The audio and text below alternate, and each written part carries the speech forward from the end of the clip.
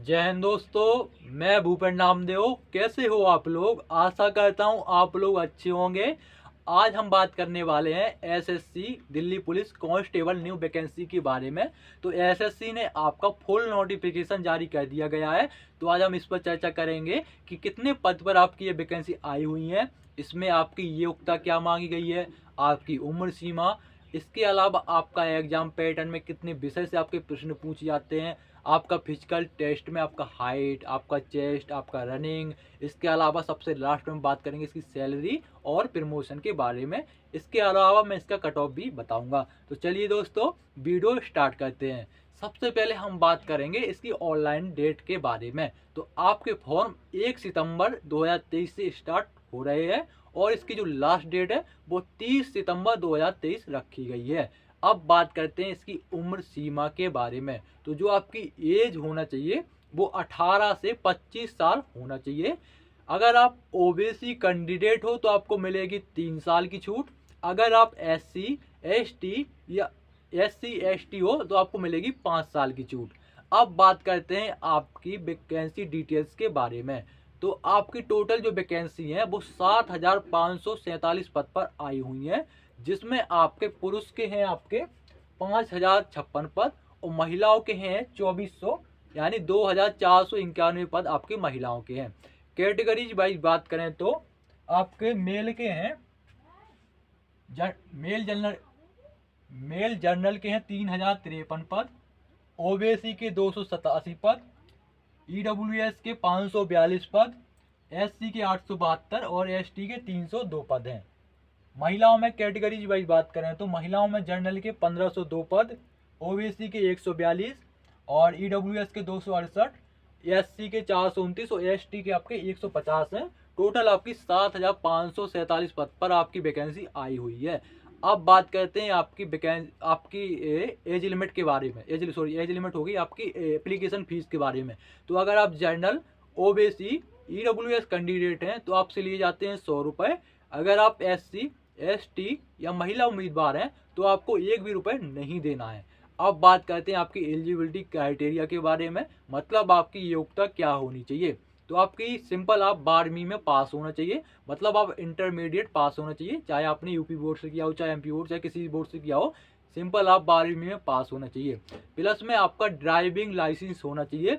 Driving licence आपका light motor vehicle का होना चाहिए। 2 पहिया वाहन या 4 पहिया वाहन जैसे स्कॉर्पियो हो गया या आपका बोलेरो हो गया, इसका आपके पास ड्राइविंग लाइसेंस होना चाहिए। और ड्राइविंग लाइसेंस आपका केवल पुरुष उम्मीदवार को ही लगना है, महिला उम्मीदवार को ड्राइविंग लाइसेंस नहीं लगना है।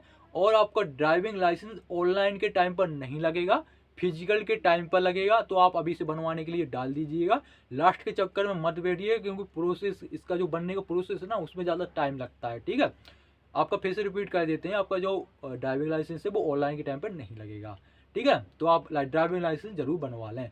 अब बात करते हैं इसके सिलेक्शन प्रोसेस के बारे में। तो सिलेक्शन प्रोसेस में सबसे पहले होता है आपका रिटन एग्जाम, फिर होता है आपका फिजिकल टेस्ट, फिर आपका मेडिकल, उसके बाद फिर आपका डॉक्यूमेंट वेरिफिकेशन।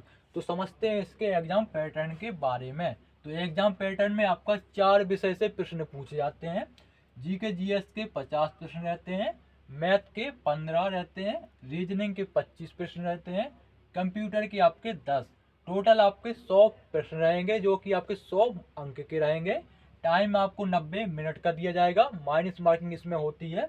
माइनस मार्किंग आपका इसमें 1/4 की होती है, मतलब अगर आप कोई 4 प्रश्न गलत करेंगे तो आपका 1 अंक काट लिया जाएगा। यह है आपका एग्जाम पैटर्न। सिलेबस के बारे में बात करें तो सिलेबस में आपको जो करना चाहिए वो आप स्टेटस GK इसमें याद करना, प्लस में आपका करंट अफेयर्स। स्टेटस GK में जैसे कि आपका हो गया या कोई अवार्ड हो गए, ठीक है ना। इसके अलावा कोई मंदिर के बारे में पूछ लिया या किसी की राजधानी पूछ ली, ठीक है ना, या कोई आपका जो त्यौहार होते हैं, ठीक है ना, या शास्त्रीय नृत्य होते हैं या उनसे रिलेटेड, जैसे कोई तबला वाला होता है बजाने वाला, वादक जिसे बोलते हैं, वाद्य यंत्र, उनसे रिलेटेड व्यक्तियों का नाम पूछते हैं। यही सब आपका स्ट्रेटेजी के में आता है। प्लस में आपको करंट अफेयर्स पर फोकस करना है। और हिस्ट्री, आपका जियोग्राफी हो गया, ठीक है ना, पॉलिटिकल साइंस हो गया, यहाँ से भी क्वेश्चन इसमें बनते हैं। मैथ के बारे में बात करें तो मैथ में आपका यही हो गया, चक्रवृद्धि ब्याज हो गया, प्रॉफिट लॉस हो गया, लाभ हानि हो गया, ठीक है ना। बट्टा से भी, बट्टा मतलब लाभ हानि में ही ऐड हो जाता है, तो आपका बट्टे से भी सवाल पूछे जाते हैं, ठीक है ना। चक्रवृद्धि ब्याज से, इसके अलावा आपका समय कार्य हो गया, ठीक है ना, समय दूरी हो गया, ठीक है, इसके अलावा आपका एवरेज हो यानी औसत हो गया, यहीं से आपके क्वेश्चन पूछे जाएंगे। रीजनिंग में आपका ब्लड रिलेशन हो गया, क्रम व्यवस्था हो गया, कोडिंग डिकोडिंग हो गया, और इसके अलावा भी आपके क्वेश्चन पूछे जाते हैं, ठीक है ना, जैसे आपका सीरीज वाले क्वेश्चन हो गए, तो आपके यही सब क्वेश्चन पूछे जाते हैं। और आशा करेंगे कि आप 25 में से 25 अंक लाएं, क्योंकि आपकी रीजनिंग अच्छी आती है। इसमें केवल जो आपकी टप आएगा वो आपका जीके जीएस आएगा, बाकी आपका रीजनिंग इसमें अच्छा पूछा जाता है। तो जो ज़्यादा अगर आप नंबर इंक्रीज कर सकते हो वो केवल आप रीजनिंग में कर सकते हो, और आप मैथ में कर सकते हो। बात करें कंप्यूटर के बारे में, तो कंप्यूटर में आपका MS वर्ड हो गया, MS एक्सेल हो गया, या कंप्यूटर से थोड़ा रिलेटेड आपके क्वेश्चन पूछे जाते हैं, लेकिन MS एक्सेल और MS वर्ड, ठीक है ना, यहाँ से ज़्यादा पूछे जाते हैं। तो ये आपके एग्जाम पैटर्न प्लस सिलेबस हो गया। अब बात करें फिजिकल टेस्ट के बारे में, तो पुरुष उम्मीदवार की जो हाइट होना चाहिए वो 170 सेंटीमीटर होना चाहिए। अगर कोई पुरुष ST कैटेगरी में आता है तो उसकी हाइट 165 सेंटीमीटर होना चाहिए। बात करें महिला उम्मीदवार की हाइट के बारे में, तो महिला उम्मीदवार की हाइट 157 सेंटीमीटर होना चाहिए। अगर कोई महिला SC या ST कैटेगरी में आती है तो उसकी हाइट 155 सेंटीमीटर होना चाहिए। अब बात करें आपके चेस्ट के बारे में, तो आपका जो चेस्ट होना चाहिए वो 81 से 85 सेंटीमीटर होना चाहिए। 4 सेंटीमीटर आपका चेस्ट का फुलाव आना चाहिए, ठीक है। बात करें आपके रनिंग यानी दौड़ के बारे में, तो इसमें पुरुष और महिला दोनों की 1600 मीटर की रनिंग कराई जाती है। पुरुष को 6 मिनट का टाइम दिया जाता है और महिलाओं को 8 मिनट का टाइम दिया जाता है। बात करें लॉन्ग जंप के बारे में, तो पुरुष उम्मीदवार की जो लॉन्ग जंप होती है उसकी जो डिस्टेंस रहती है वो 14 फीट की रहती है, और महिलाओं की 10 फीट की रहती है। बात करें हाई जंप के बारे में, तो पुरुष उम्मीदवार की जो हाई जंप होनी चाहिए, जो हाई जंप की डिस्टेंस रहती है वो 3.9 फीट की रहती है, 3 फीट 9 इंच की, और महिलाओं की 3 फीट की रहती है। बात करें कट ऑफ के बारे में, तो जो आपकी दिल्ली पुलिस कांस्टेबल की जो पिछली वैकेंसी आई हुई थी वो 2020 में आई थी, तो उसकी कट ऑफ गई थी आपकी 60, जनरल की गई थी 60, जिस कैंडिडेट के 60 आए थे उसका सिलेक्शन हो गया था, ठीक है। अब आपकी इस साल क्या कट ऑफ जाती है वो आपका पेपर पर डिपेंड करेगा, जैसा आपका पेपर बनेगा, कठिन बनेगा, सरल बनेगा, तो वो उसी हिसाब से आपका कट ऑफ बनेगी। बात करें आपकी सैलरी प्लस प्रमोशन के बारे में, तो सैलरी में उससे पहले प्रमोशन बता देता हूँ। सबसे पहले हो गया आप कांस्टेबल, ठीक है ना, कांस्टेबल के बाद फिर बनोगे आप हेड कांस्टेबल, हेड कांस्टेबल के बाद बनते हो फिर ASI असिस्टेंट सब इंस्पेक्टर, फिर बनोगे आप SI के बाद बनोगे फिर आप इंस्पेक्टर, इंस्पेक्टर यानी कोतवाल तक आप पहुँचते पहुँचते रिटायर्ड हो जाओगे। तो यही, अगर आप कांस्टेबल में भर्ती होते हो तो यहीं तक आप पहुँच पाओगे। इसके अलावा अगर आपको आगे और पहुँचना है तो आपका इसका डिपार्टमेंटल एग्जाम होता है, तो आपने कांस्टेबल के लिए चाहिए योग्यता 12वीं पास। इसके अलावा अगर आपने ग्रेजुएशन कर रखा है तो डिपार्टमेंटल एग्जाम होगा, वो आप एग्ज़ाम दीजिए, वह एग्ज़ाम देगा सीधा आप SI बनोगे। क्या बनोगे? SI। दिल्ली पुलिस में SI बनने के लिए आपका CPO का एग्ज़ाम होता है, ठीक है ना।